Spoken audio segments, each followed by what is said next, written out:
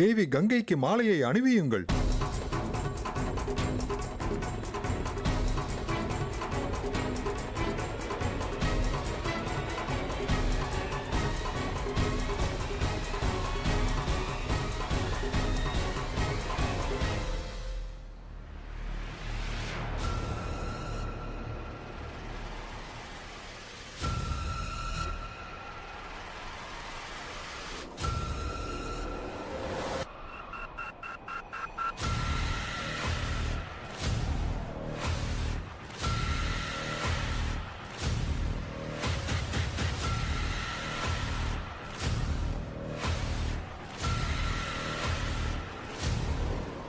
சிவனின் மனைவியாக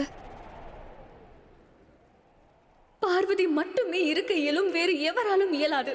வேறு எவராலும் இயலாது.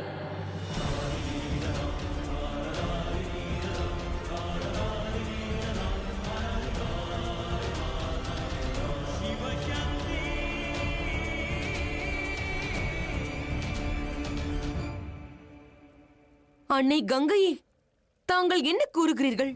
இது நிச்சயம் சிவனின் மாய விளையாட்டுதான். இது மாயை அல்ல, இதுவே உண்மையின் வெளிப்பாடு. இது மாய வலை அல்ல, நியாயத்தை புரிந்து கொண்ட என் உண்மையான நிலை. இன்று மகாதேவர் இவ்வாறு அலங்கரித்துக் கொண்டு தன் நாவை திறக்காமல் அனைத்தையும் கூறிவிட்டார். விவாகம் ஆன்மாவின் சங்கமமாகும். மகாதேவரின் பார்வை என் மீது படாத பொழுது எங்கள் ஆன்மா எவ்வாறு சங்கமிக்கும்? எந்த மகாதேவரை நான் விவாகம் செய்ய விரும்பினேனோ அந்த மகாதேவர் இவர் அல்ல. பார்வதியை மனம் புரிந்த மகாதேவர் நான் விரும்பியவரை மறைத்து விட்டார். அன்னை கங்கையே, தாங்கள் என்ன உளறுகிறீர்கள்? மகாதேவர் இங்குதான் இருக்கிறார், தங்கள் முன்னிலையில். மாலையை அணிவித்து அவரை விவாகம் செய்து கொள்ளுங்கள். இல்லை மன்சா, இவர் எனது மகாதேவர் அல்ல. நான் எந்த மகாதேவரை காதலித்தேனோ அந்த மகாதேவர் சாம்பலில் நீராடுபவர். ஆனால் இன்று என் முன்னே நிற்பவர் நான் விரும்பிய மகாதேவர் அல்ல. இன்று நான் புரிந்து கொண்டேன், சக்தியின் சிவன் என்றும் கங்கைக்கு சொந்தமானவர் அல்ல.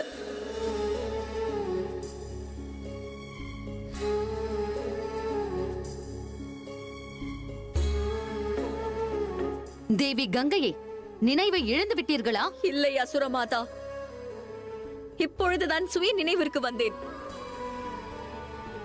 இன்று நான் ஒரு உண்மையை புரிந்து கொண்டேன். நான் இந்த மகாதேவரை மனம் புரிந்தால் கூட இவரை என்னால் காதலிக்க இயலாது.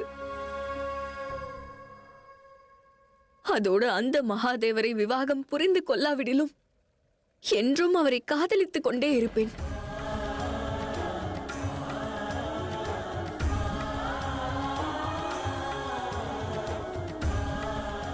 பார்வதி, உனது சிவனை நீயே வைத்துக்கொள்.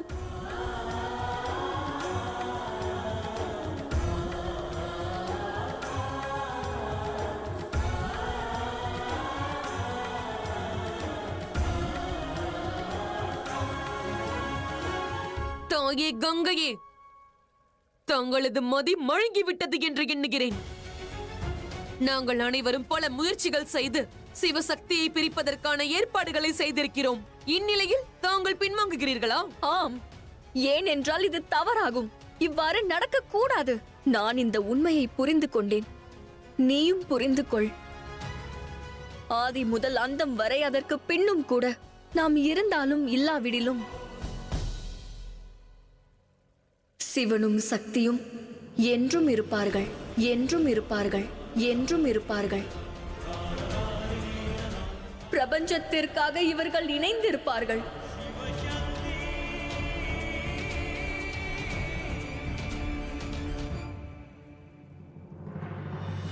எந்த வேதனையை, எந்த துயரத்தை நான் தங்களுக்கு தந்தேனோ என் சகோதரி பார்வதிக்கு அளித்தேனோ அதற்கு உங்கள் இருவரிடமும் மன்னிப்பு கோருகிறேன். தயை கூர்ந்து தங்களின் நிஜ ரூபத்திற்கு வாருங்கள் மகாதேவா.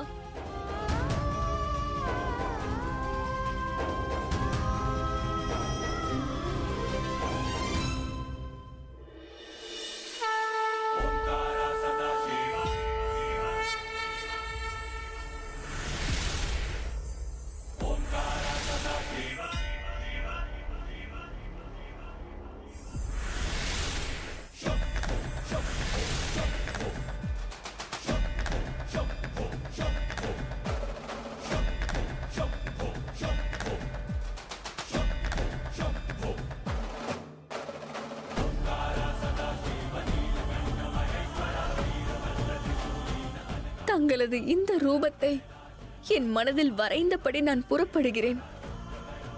இனி நான் இங்கு வரப்போவதில்லை. நான் இன்று பின்வாங்குகிறேன்.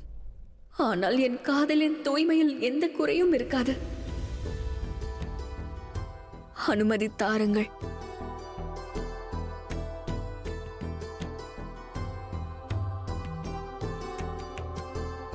தேவி கங்கா, நான் தங்களை மன்னிக்கிறேன். மேலும் பிரபஞ்சத்தில் உள்ள யாவரிடத்திலும் வேண்டிக் கேட்கிறேன், எவ்வகையிலும் தேவி கங்காவை குற்றம் என எண்ண வேண்டாம். அவர்களை களங்கப்படுத்த வேண்டாம்.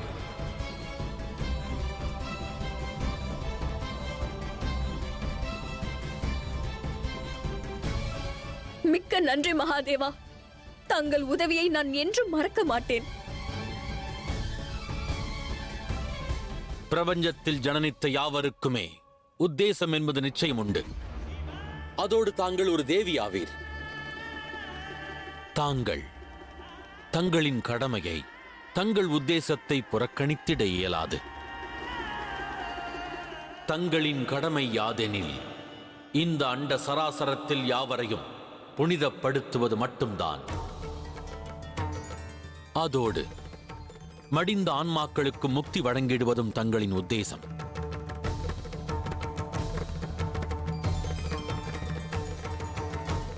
ஆகையால் தாங்கள் இந்த சிவனின் ஜடாமுடியில் வாசம் செய்திட வேண்டும் தேவி கங்கா. வாசம் செய்திட வேண்டும் தேவி கங்கா. வாசம் செய்திட வேண்டும் தேவி கங்கா.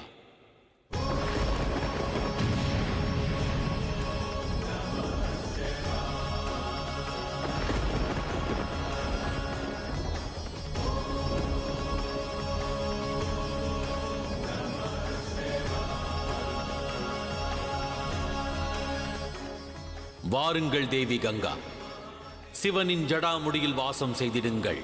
சிவனின் ஜடாமுடியில் வாசம் செய்திடுங்கள்.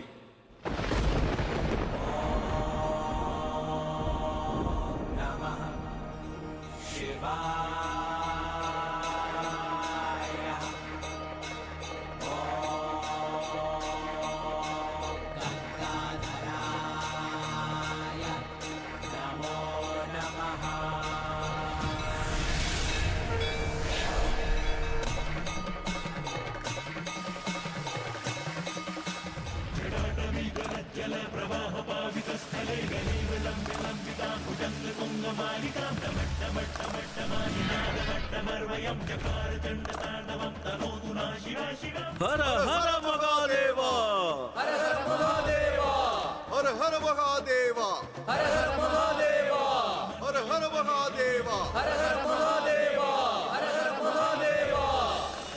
லலாடபட்ட பாவகே கிஷோர சந்திரசேகரே ரதி பிரதீக்ஷணம் மம. ஓம் நமः சிவாய.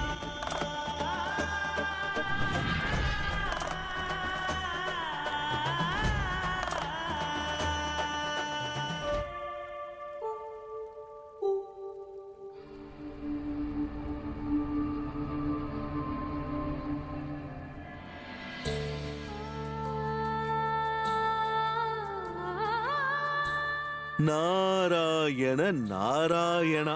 இறுதியில் அனைத்தும் நன்றாக முடிந்தது.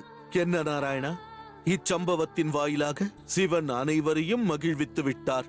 இல்லை தேவரிஷி, எவ்விடத்திலிருந்து நான் காண்கிறேனோ அவ்விடத்திலிருந்து காணும் பொழுது தேவி கங்கையும் மகிழ்ச்சியாக இல்லை, தேவி பார்வதியும் இல்லை, அதோடு மகாதேவரும் இல்லை. ஏதோ அசம்பாவிதம் நேரப்போகிறது.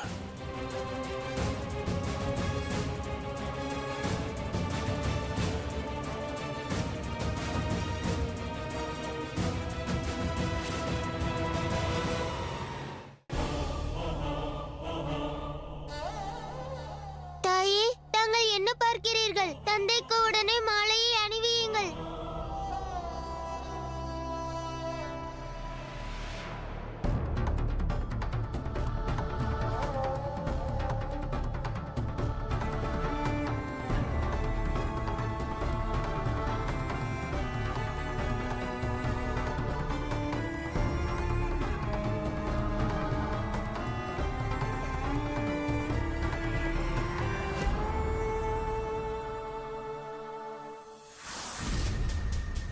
மனதை இணையாத பொழுது, எண்ணங்கள் இணையாத பொழுது, மாலையை அணிவிப்பதால் மட்டும் தகர்ந்த உறவு எவ்வாறு இணையும் மகாதேவா?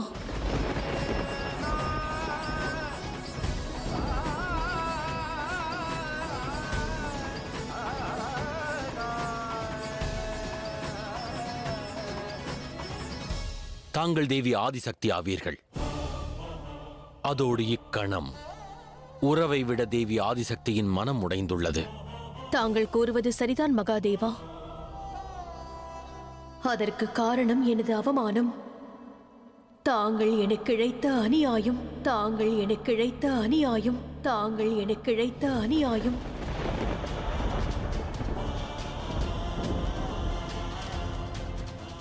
அனைத்து தருணத்திலும் தாங்கள் என்னை அவமதித்திருக்கிறீர்கள் மகாதேவா. எந்த கங்கை சிவசக்தியின் பிரபஞ்சத்தை அழிப்பதற்கு தீர்மானித்தாளோ அவளுக்கு தண்டனை வழங்குவதற்கு பதிலாக அவளை தங்கள் ஜடாமுடியில் வாசம் செய்ய அனுமதித்தீர்கள். நொடி பொழுது முன்பு வரை தங்களை என்னிடமிருந்து பறிக்க நினைத்த கங்கையை தாங்கள் தங்கள் ஜடாமுடியில் எனது அனுமதி இல்லாமல் ஏற்றுக்கொண்டீர்கள். இது அவமானமின்றி அநியாயமின்றி வேறு என்ன? எதை அநியாயம் என்கிறீர்களோ அது லோக நன்மைக்கானதே. லோக நன்மையை விட சிவனுக்கு வேறு எதுவும் மகத்தானது அல்ல தேவி. சக்தியும் முக்கியமல்ல, சக்தியும் முக்கியமல்ல, சக்தியும் முக்கியமல்ல.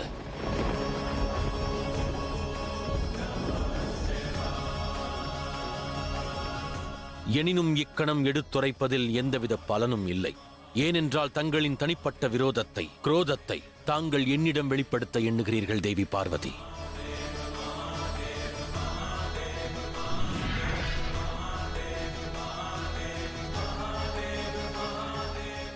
தாங்கள் இவ்வாறு புறமுதுகு காண்பித்து செல்ல இயலாது மகாதேவா. தாங்கள் எனக்கு தந்த அவமானம் என்ற ஆலகால விஷம் என் உடலை எரித்துக் கொண்டிருக்கிறது.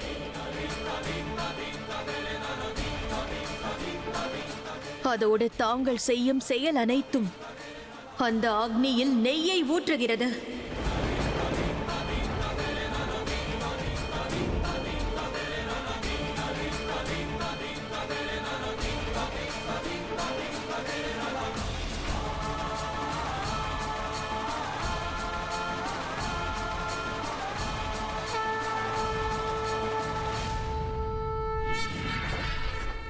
என் வினாவிற்கு விடையளிக்காமல் தாங்கள் இங்கிருந்து எங்கும் செல்ல இயலாது.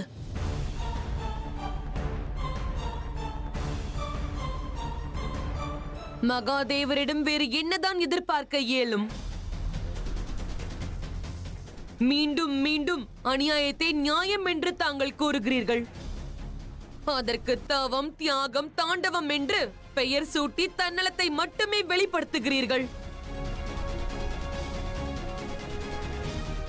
நன்றாக உள்ளது. சிவனிடம் கங்கையும் இருக்கிறார்கள், தாங்களும் இருக்கிறீர்கள். ஆனால் தாங்கள் இவ்வாறு வினா எழுப்பி அமைதியாக இருப்பீர்கள். வாயை மூடு, வாயை மூடு, வாயை மூடு.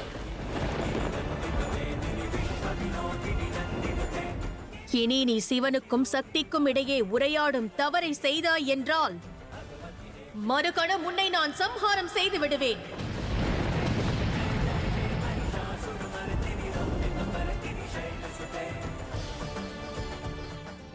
நிறுத்துங்கள் தேவி பார்வதி. பிராயச்சித்தம் செய்ய இயலாத காரியத்தை தாங்கள் என்றும் தயை கூர்ந்து செய்திட முயல வேண்டாம் தேவி பார்வதி. ஒன்றை மறவாதீர்கள்,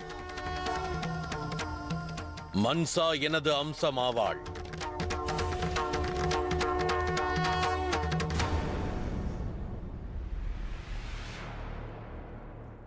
இப்பொழுது அது நினைவிற்கு வந்ததா மகாதேவா? ஆனால் கணேசனும் தங்கள் அம்சம்தானே, கார்த்திகேயனும் தானே. அவர்களிடம் தாங்கள் எவ்வாறு நடந்து கொண்டீர்கள்? தாங்கள் ஒருமுறை என்னிடம் சிவனையும் சக்தியையும் பிரிப்பதற்கு எவரேனும் முயற்சி செய்தார்களெனில் அவர்களை சம்ஹாரம் செய்வேன் என்றீர்கள். அவ்வாறென்றால் மன்சா, அவள் தங்களிடமிருந்து என்னை பிரிக்க முயல்கிறாள். அவள் மீது எதற்கிந்த கருணை மகாதேவா? அவள் மீது ஏன் இத்தனை அன்பு? ஏனென்றால் அவள் தங்களின் அம்சம் மட்டும்தான், எனது அம்சம் அவள் இல்லை என்பதாலா? அதுதான் காரணமா?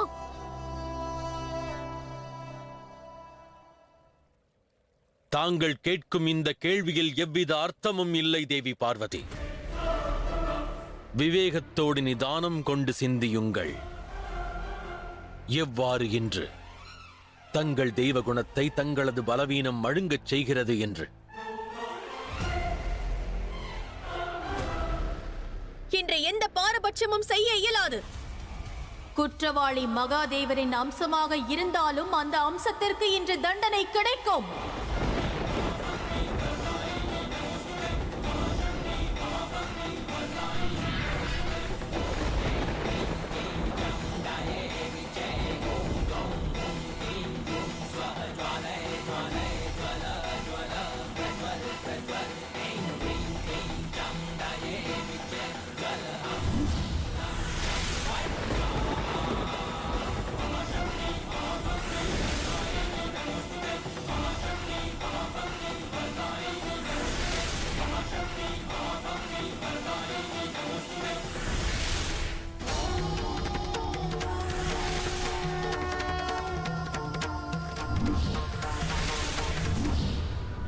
மன்சா!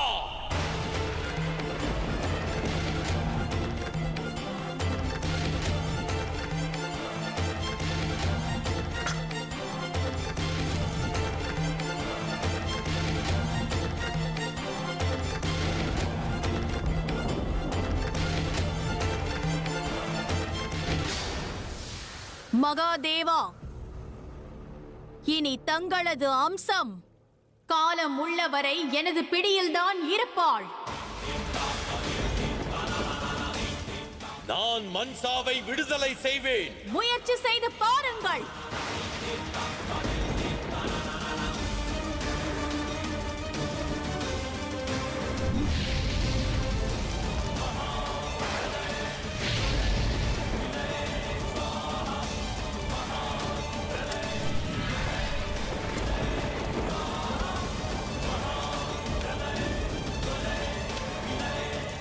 இது என் குரோதம் மற்றும் கண்ணீருடன் இணைந்து உருவான ஆயுதம். இதை தங்களால் கடந்து வர இயலாது மகாதேவா. இயன்றால் தாக்குங்கள்.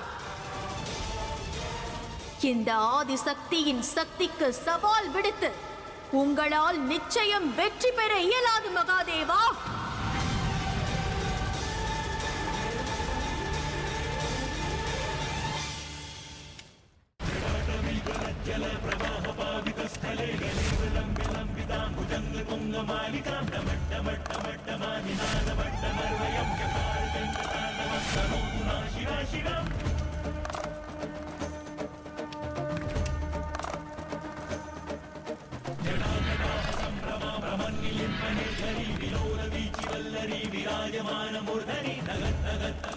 இந்த யுத்தம் சிவனுக்கும் சக்திக்குமானதல்ல. இது நியதிக்கும் சக்திக்கும் இடையே நடக்கும் யுத்தமாகும். தாங்கள் தங்களின் மதியினை இழந்து புரிதலையும் துறந்து தங்களின் எல்லையையே கடந்திருக்கிறீர்கள். இன்று சக்தி நியதியுடன் யுத்தம் புரிகிறாள் என்றால் அதற்கு காரணம் ஒன்றுதான் மகாதேவா. இந்த யுத்தத்தை துவக்கியது தாங்கள்தான் என்று எனது உணர்வை, எனது குரோதத்தை, எனது வினாக்களை தாங்கள் புறக்கணித்தீர்கள். இன்று நான் தங்களை புறக்கணிக்கவில்லை. குரோதம் கொண்டிட்டு மதியினை இழந்து அழிவின் மார்க்கத்திற்கு செல்ல முயன்றிடும் அந்த பார்வதியையே புறக்கணித்தேன். பார்வதியின் ஆணவத்தினால் வெறுத்தேன். பார்வதியின் ஆணவத்தினால் வெறுத்தேன்.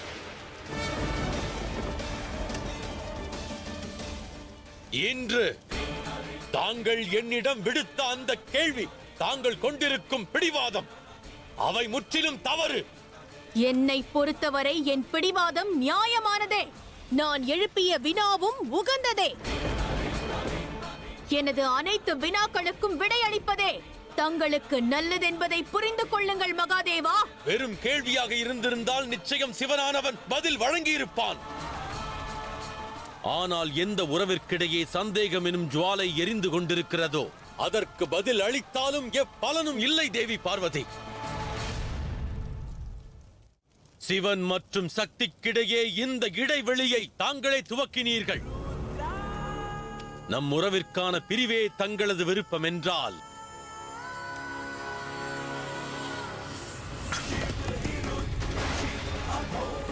அதை சிவனானவன் ஏற்கின்றான். அதை சிவனானவன் ஏற்கின்றான்.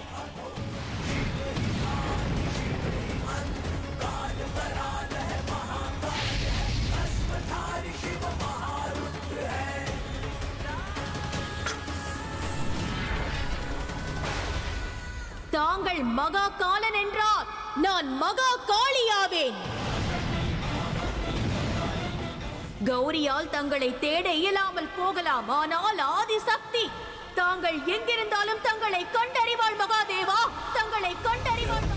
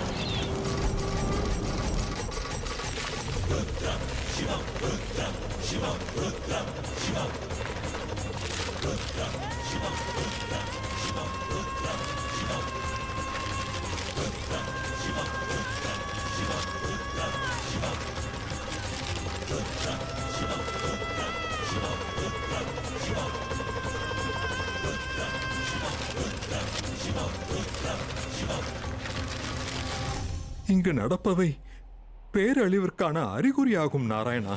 ஆம் பிரம்மதேவா, இன்று வேதங்கள் மட்டுமல்ல, படைப்பின் ஆதாரமே ஆட்டம் காண்கின்றது. இப்பிரபஞ்சத்தை சமநிலைக்கு கொண்டு வர, இதன் முடிவிற்கும் மீண்டும் ஒரு துவக்கத்திற்கும் வேதத்தை பாதுகாப்பது மிக அவசியமான ஒன்றாகும்.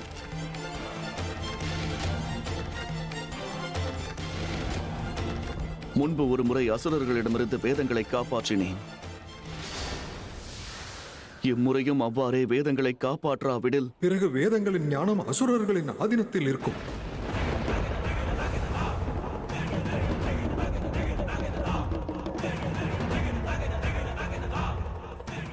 ஆகையால் மகாதேவர் உருமாறுவதிலிருந்து நாம் தடுத்தாக வேண்டும்.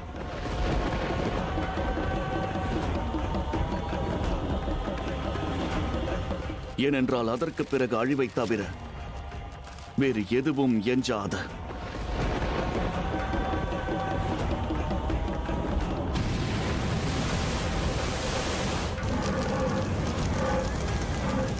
என் படைப்பின் அழிவை இவ்வாறு பார்த்து கொண்டு இருக்க இயலாது. மகாதேவர் சமநிலையை இழந்து பிரபஞ்சத்தை காக்கும் கடமையை செய்யாவிடில் வேதங்களையும் பிரபஞ்சத்தையும் காக்கும் பொறுப்பு இனி இந்த பிரம்மதேவனுடையது. இனி இந்த பிரம்மதேவனுடையது.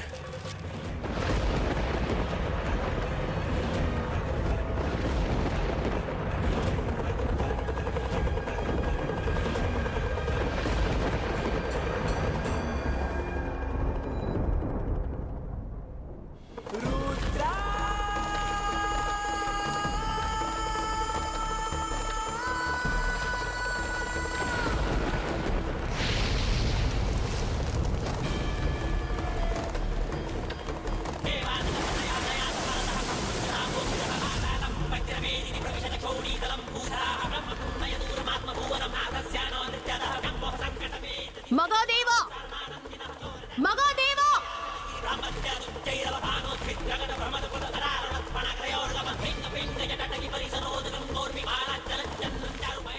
அங்கேயே நில்லுங்கள் மகாதேவா, அங்கேயே நில்லுங்கள் மகாதேவா!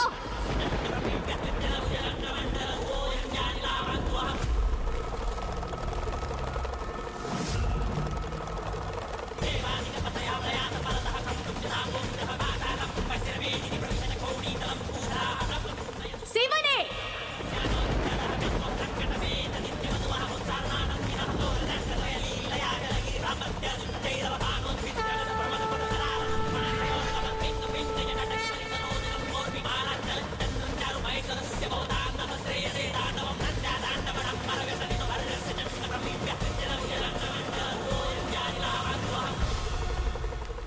மகாதேவா, மகாதேவா, மகாதேவா! எந்த உத்தேசத்தை தேவி பார்வதி புரிந்து கொள்ளவில்லை என்று கோபம் கொள்கிறீர்களோ அந்த உத்தேசத்தை தாங்கள் இப்பொழுது மறக்கிறீர்களே மகாதேவா. தங்கள் உத்தேசம் லோக நன்மை மகாதேவா. தங்களால் தான் பிரபஞ்சம் நிலையாக உள்ளது. தங்களது உடுக்கை ஓசை நின்றது என்றால் பிறகு இப்பிரபஞ்சம் முழுவதுமே ஸ்தம்பித்து போய்விடும் மகாதேவா, ஸ்தம்பித்து போய்விடும் மகாதேவா.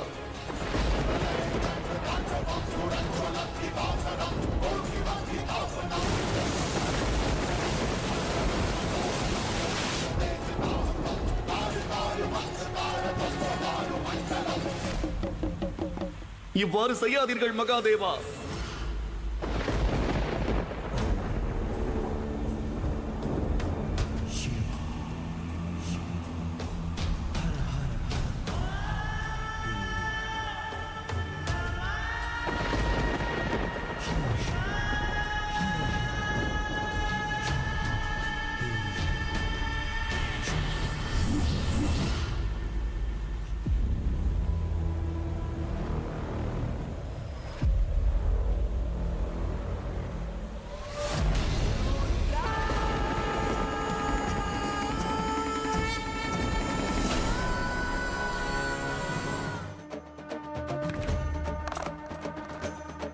மகாதேவா, அதி அற்புத மகாதேவா! என்று தாங்கள் மீண்டும் எனது அழைப்பை புறக்கணித்து விட்டீர்கள்.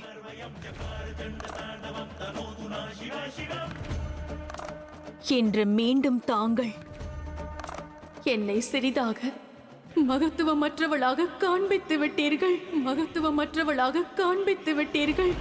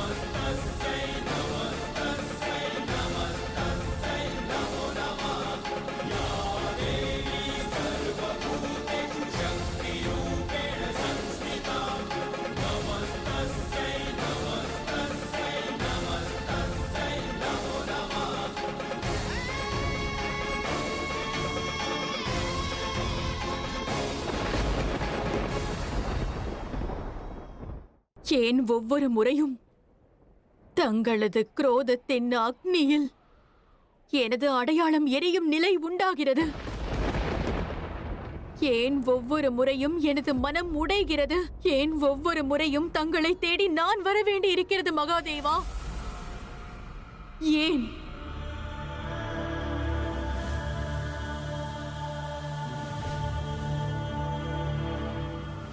இந்த கேள்வியை என்னிடம் அல்ல,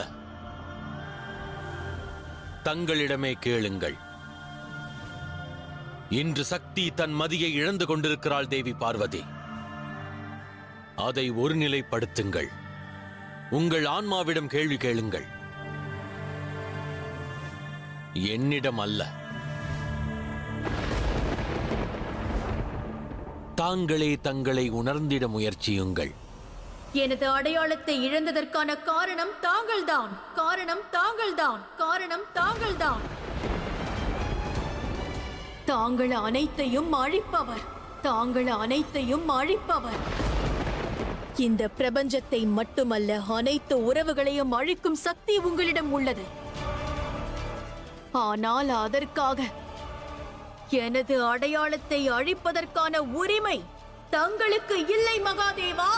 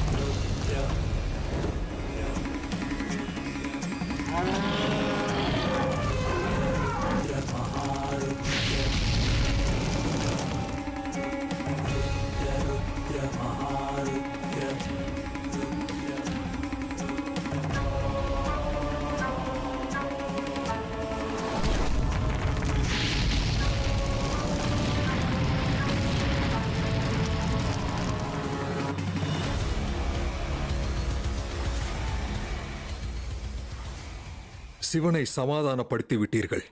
சக்தியை என்ன செய்வது? சக்தி சமநிலையை இழந்தால் காலத்திற்கு முன்பாக பிரளயம் உண்டாகும். சக்தியை சமாதானப்படுத்துவதற்கான துணிச்சல் மகாதேவரிடம் மட்டும்தான் உள்ளது.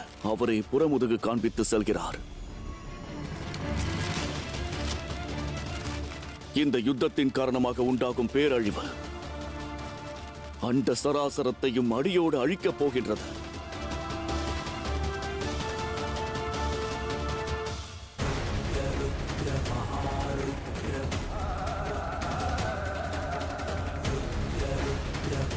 பல முறை தங்களிடம் வேண்டுகோள் விடுத்த பிறகும் தாங்கள் நிற்கவில்லை மகாதேவா. இது நாள் வரை இயற்கையின் வடிவத்தில் நான் அனைத்து வேதனைகளையும் அனைத்து அவமானங்களையும் பொறுத்துக் கொண்டிருந்தேன். ஆனால் இனி அது நடக்காது. நான் இந்த இயற்கையின் பாரத்தை சுமக்க மறுப்பு தெரிவிக்கிறேன். மறுப்பு தெரிவிக்கிறேன். மறுப்பு தெரிவிக்கிறேன். இதற்கான காரணம் தாங்கள்தான். தாங்கள் மட்டும்தான். மகாதேவா, இயற்கையை நான் பாதுகாத்து வந்தேன். இப்பொழுது அந்த இயற்கையை நானே அழிக்கப் போகிறேன். இந்த பொறுப்பை சுமக்கப் போவது தாங்கள் மட்டுமே, தாங்கள் மட்டுமே, தாங்கள் மட்டுமே.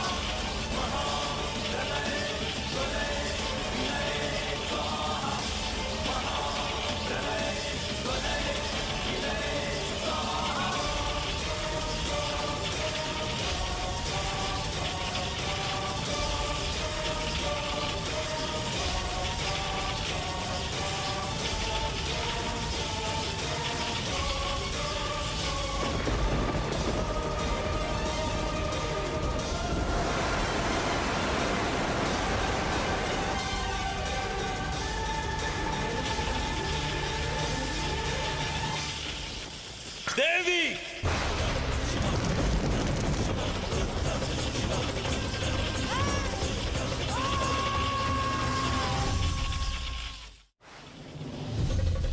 இயற்கையின் தேவி வருந்துவதில் தவறேதுமில்லை. அசுர குணம் கொள்வது உச்சிதமல்ல. தேவி பார்வதி, குரோதம் கொண்டு தாங்கள் தங்களின் உத்தேசத்தை மறந்துவிடக் கூடாது. மறந்தது தாங்கள்தான் மகாதேவா. தங்கள் மனைவியின் மகிழ்ச்சி. தாங்களும் நானும் மகிழ்ச்சிக்கு மட்டுமல்ல, உத்தேசத்திற்கும் கடமைக்கும் கட்டுப்பட்டவர்கள். மேலும் இந்த சக்தி தனது குரோதம் காரணமாக உத்தேசத்தையும் கடமையையும் மறந்தாள். அவள் சக்தியே அல்ல,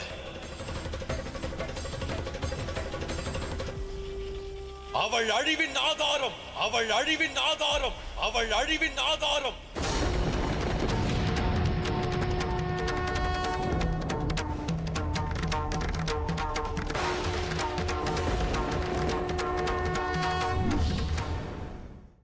எப்பொழுது தாங்கள் தங்களின் மனதிலிருந்து அழிவிற்கான எண்ணத்தை துறக்கின்றீர்களோ அப்பொழுதுதான் தாங்கள் சிவனை அடைந்திட இயலும்.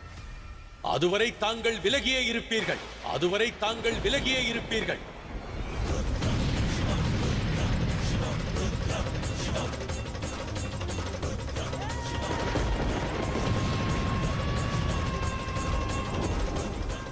தாங்கள் சிவனை பிரிந்தாக வேண்டும்.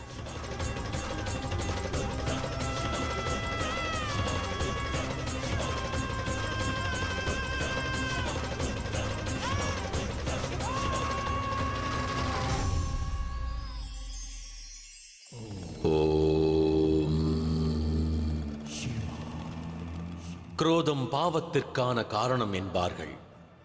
அது நம் மதியை மழுங்கச் செய்கிறது. எவராயினும் சரி, எந்த நிலையிலும் குரோதத்தின் பிடியில் சிக்காதிருக்க வேண்டும். ஆவேசம் கொண்டிருக்க கூடாது.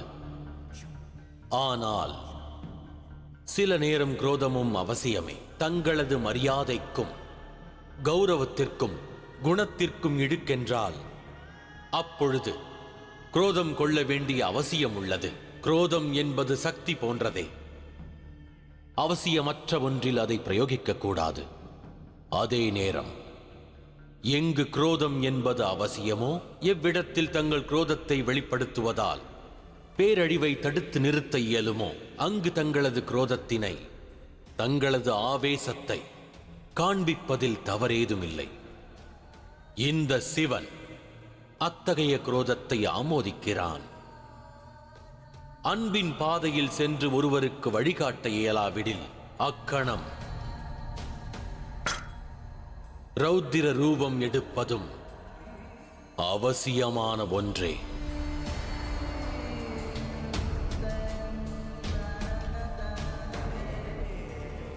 ஓ